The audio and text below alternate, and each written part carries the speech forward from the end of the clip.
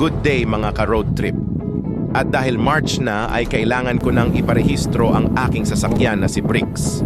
Kaya ngayon ay samahan nyo kong magparehistro ng sasakyan at para ma-share ko din sa inyo kung paano ako nagpaparehistro ng sasakyan.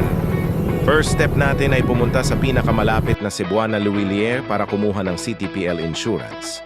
Ang dapat nyong dalhin dito ay ang ORCR ng inyong sasakyan.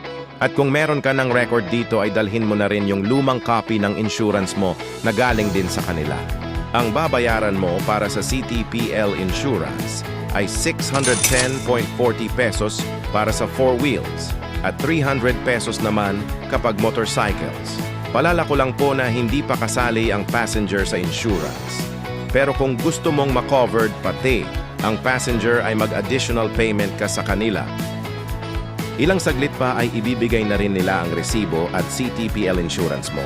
Kailangan mo rin pirmahan ang receipt para may duplicate ka kapag may humingi sa'yo ng copy. At ngayon ay natapos na tayo sa first step. Proceed na tayo sa second step, ang Emission Testing Center. Okay, so ngayon papunta tayo sa emission testing. Dito tayo pupunta sa Santa Rosa. Ang extension, LTO extension. So first time ko lang pupunta rito. Tignan natin kung paano yung process dito.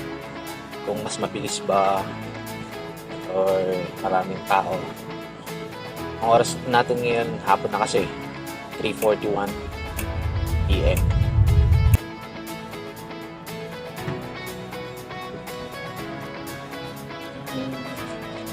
Bali, ang meron na tayong requirements, yung nakuha ko kanina, yung sa Cebuana, yung insurance. Kapagbayad na ako. So, next natin tong emission.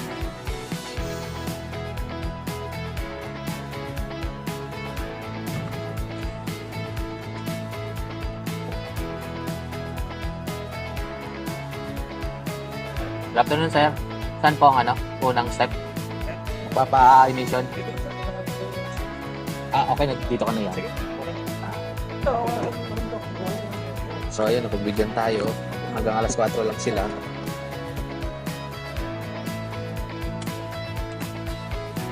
Dito nga ay kinuha na ang mga dala kong papel, ORCR at CTPL insurance. Malawak at maayos ang kanilang emission center dito, kaya okay na din. Habang dinadala na sa emission testing si Bricks, ako naman ay magbabayad na sa cashier para sa emission fee. Dito ay ibibigay mo din yung ORCR at CTPL insurance at magbabayad ka ng 680 pesos para sa emission fee. Ito naman ang listahan ng babayaran mo kapag tricycles or motorcycles ang dala mo. Pause mo na lang para makita mo kung magkano. Hindi pa ko pumapasok sa loob ay natapos na agad sa emisyon ang sasakyan ko. At ngayon ang kailangan na lang natin gawin ay ang maghintay. Ilang saglit pa ay ibibigay na sa iyo ang papel kung saan andun na ang lahat ng kailangan mo para sa rehistro or CRCTPL insurance at MVSIR file number. At ang last step natin ay ang registration office na. At pwede na rin dito iparehistro ang sasakyan. Ayun nga lang may problema daw sa kanilang system kaya hindi makapag-proceed. Kaya ang sinabi ko na lang ay mag-o-online process na lang ako via LTMS portal para mas mabilis ma-process. Kapag nakapag-login ka na, pupunta ka sa vehicle icon tapos hanapin mo yung vehicle na gusto mong irehistro.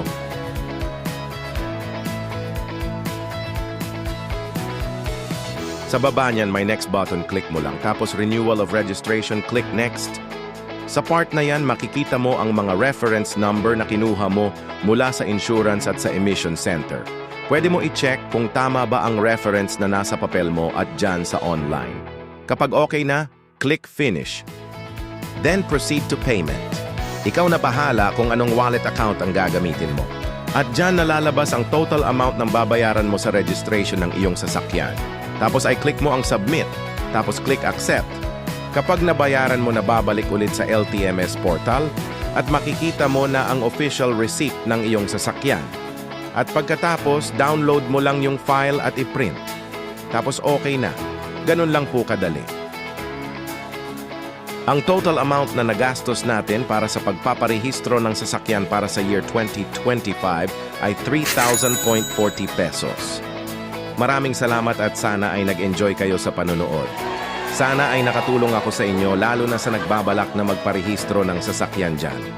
Don't forget to click like and subscribe for more videos. Hanggang dito na lang mga ka-road trip.